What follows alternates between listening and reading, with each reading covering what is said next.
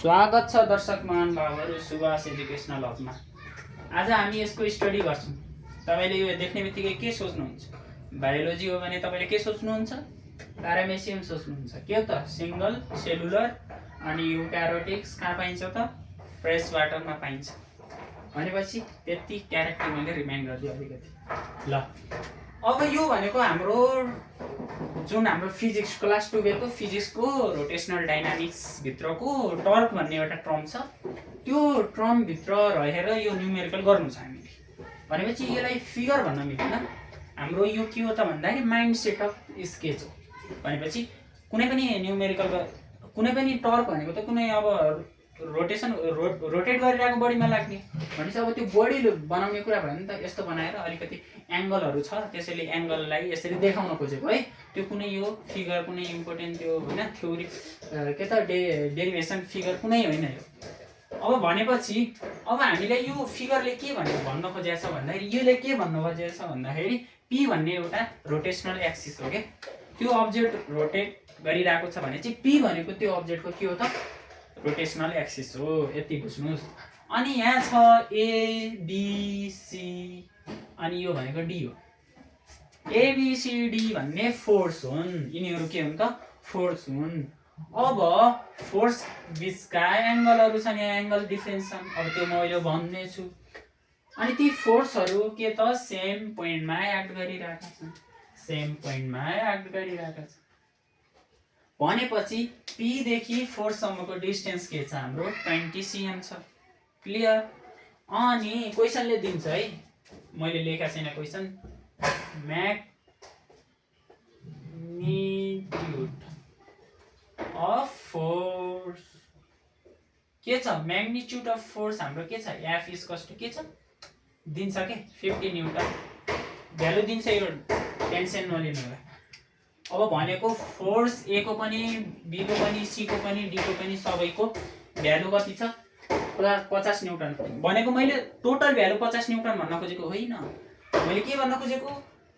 Force ए को magnitude 50 छ, force be को म्याग्निट्युड 50 इचको के एउटा भनेपछि सबैको बराबर हुने भयो के। बराबर बुझ्नुहोस्। इचको चाहिँ कति छ? 50 न्युटन छ। अल फोर्स आर इक्वल हुन्छ भनिदियो होइन। अनि त्यसपछि डिस्टेन्स के छ त भन्दाखेरि के हो?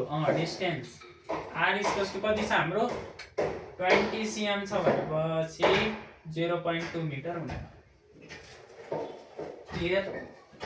अब हामीले निकाल्नु के भनेको छ? क्वेसनले के सोध्छ भन्दाखेरि तपाईँको यो पोइन्ट पी, यो पोइन्ट पी बा होइन, यो पोइन्ट पी भनेको हाम्रो के त? रोटेशनल एक्सिस हो।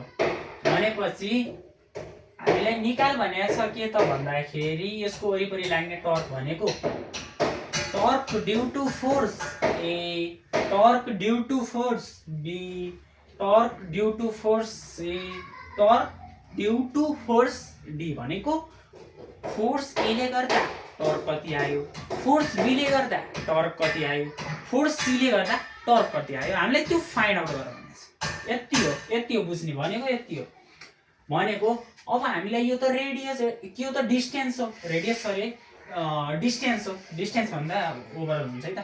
डिस्टेन्स हो कहाँदेखि त भन्दाखेरि रोटेशनल एक्सिसदेखि फोर्ससम्मको डिस्टेन्स हो। यो फोर्स कहाँ छ त? यसको स्टार्टिङ कहाँ छ? फोर्स त्यहाँसम्मको डिस्टेन्स हो। सबै एकै ठाउँबाट भइरह नि त। त्यही भएर सबैको डिस्टेन्स कति हुने भयो त? 20 cm हुने भयो भनेको 0.2 मिटर हुने भयो। हामीले अब टर्क निकाल्नु फटाफट। अनि यो एङ्गलको कुरा आयो। अब एङ्गलको कुरा आउँदै गर्दाखेरि हाम्रो यो जुन हाम्रो डिस्टेन्स छ यो भनेको आर हो। हाम्रो डिस्टेन्स होइन आर हो। यो हाम्रो जुन डिस्टेन्स छ यो आर हो। डिस्टेन्स र डिस्टेन्स र फोर्सको बिचको एङ्गल भने हो के। जस्तै डिस्टेन्स आर र ए को बिचको एङ्गल 60 डिग्री, आर र बी को एङ्गल कति छ? 0 डिग्री छ। आर र सी को बिचको एङ्गल 30 डिग्री छ, आर र डी को एङ्गल 60 डिग्री छ। अहिले म बुझाउँछु। अब हामीले टर्क ड्यू टु फोर्स ए है त के हुन्छ त? फोर्स ए ले गर्दाखेरि टर्क के आउँछ त भन्दाखेरि हामीले टर्कको फर्मुला थाहा छ। के हो थाउ इक्वल्स टु घाउ साइन थीटा एंगल छ भनेपछि यो हाम्रो फर्मुला हुने हो। अब हामी कुरा गर्छौं यहाँ टाउ ए को कुरा गर्ने है त। एफ इन्टु आर सबैको एफ र आर सेम भएपछि त अनि ए बी भन्नै परेन हैन, सेम भनेपछि इन्टु साइन थीटा। अब एफ को ठाउँमा 50 हाल्न सक्यौं, आर को ठाउँमा 0.2 हाल्न सक्यौं, अनि साइन थीटा को भ्यालु कति छ भनेको यो जुन हाम्रो डिस्टेन्स छ त्यो र ए फोर्स को बीचको एंगल कति छ 60 डिग्री छ है त। भनेको यो बीचको एंगल कति छ 60 डिग्री छैन, यो लाइन रङ भयो है। यो बीचको एंगल कति छ 60 डिग्री छैन, यति एंगल कति छ यता माथि है, माथि माथि तलको मेट्नु माथि 60 डिग्री छैन, छ नि, छ भनेपछि यसको भ्यालु कति आउँछ 8.7 न्युटन मिटर आउँछ है त। अनि त्यस्तै गरी डिरेक्सन पनि थाहा हुनु छ हामीलाई। डिरेक्सन म अहिले बताउँछु, पहिला म्याग्निट्युड सबको निकाल्छु है। फोर्स ड्यू टु अनि त्यो टर्क ड्यू टु फोर्स के त बी ले गर्दा कति आउँछ टाउ बी इक्वल्स टु के हुने भयो F into R into sine theta नै हुने भयो भनेपछि 50 इन्टु 0.2 इन्टु के हुने साइन 0 भनेको, साइन 0 भनेको कति हो 0 छैन, स्ट्रेट छ नि त बी र यो त 0 छ भनेपछि कति हुने भयो 0 न्युटन मिटर हुने भयो। अब त्यस्तै गरी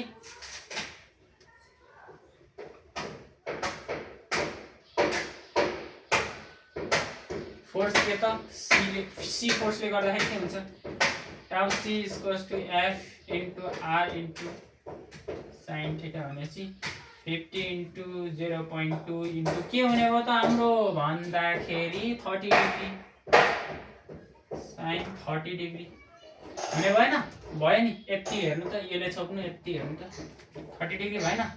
यो गर्दाखेरि कति आउँछ 5 न्युटन मिटर आउँछ। डिरेक्सन अहिले बताउँछु है, मैले भनिरहेको छु डिरेक्सन पनि सोध्छ। लेख्नै बिर्छ त। Torque due to force D, torque due to force D भनेपछि के हुने हो हाम्रो F into R into sine theta 50 into 0.2 into sine कति हुने भयो हाम्रो 60 डिग्री। यता कति छ हाम्रो 60 डिग्री, कति छ 60 डिग्री भनेपछि 10 न्युटन मिटर हुने भयो। 10 मिटर हुने भयो भनेपछि अब हामी के गर्छौं त भन्दाखेरि यति भयो हैन। यति भइसकेपछि अब डिरेक्सन, हामीलाई डिरेक्सन चाहिएको छ। अब डिरेक्सन चाहिएको छ भनेपछि हामी डिरेक्सन निकाल्नतिर लागौं भनेपछि अब हाम्रो यहाँ डिरेक्सन भनेको कसरी थाहा पाउन सकिन्छ त भन्दाखेरि यो जुन हाम्रो डिस्टेन्स छ हैन, डिस्टेन्स र फोर्स भनेपछि डिस्टेन्स लाइन भन्दा फोर्स कतापट्टि छ त तलपट्टि छ नि त। भनेपछि यता जाने भयो हैन एंगल, यता जाने भयो भनेपछि यता जानु भनेको के हो त हाम्रो एन्टी क्लकवाइज हो भनेपछि डिरेक्सन कता हुने भयो एन्टी क्लकवाइज। डिरेक्सन यसको के हुने भयो टर्क ड्यू टु फोर्स ए को डिरेक्सन कता हुने भयो एन्टी क्लकवाइज तल भनेपछि अब ड्यू टु बी फोर्स को ड्यू टु कता माथि आइरहेछ भनेपछि क्लकवाइज हुने भयो। यसको डिरेक्सन नभने नि हुन्छ, यो त यसको डिरेक्सनै छैन कतै, सरी है बी को चाहिँ डिरेक्सनै छैन। अब सी को चाहिँ मैले कुरा गर्न खोजेको थिएँ, सी को चाहिँ के त माथितिर छ भनेपछि के हुने भयो क्लकवाइज हुने भयो हैन, क्लकवाइज हुने भयो। क्लकवाइजमा माइनस हुन्छ, एन्टी क्लकवाइजमा प्लस हुन्छ भनेपछि फेरि यो माथि आयो क्लकवाइज नै भयो भनेपछि यो पनि के हो त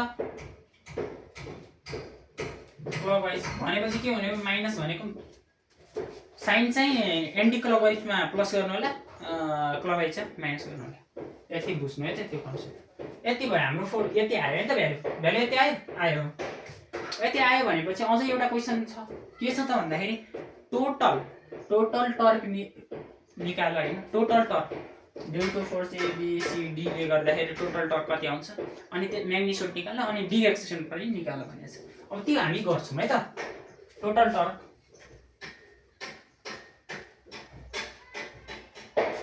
गर्छ है, टोटल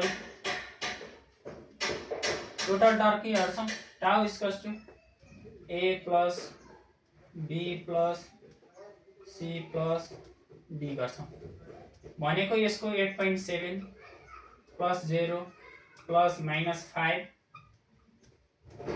प्लस -10 यति भयो 8.7 -5 -10 हुने भयो भनेको 8.7 -15 हुने भयो हैन -15 -6.3 न्युटन मिटर भनेपछि डाइरेक्सन कता माइनस भन्ने बित्तिकै के त क्लकवाइज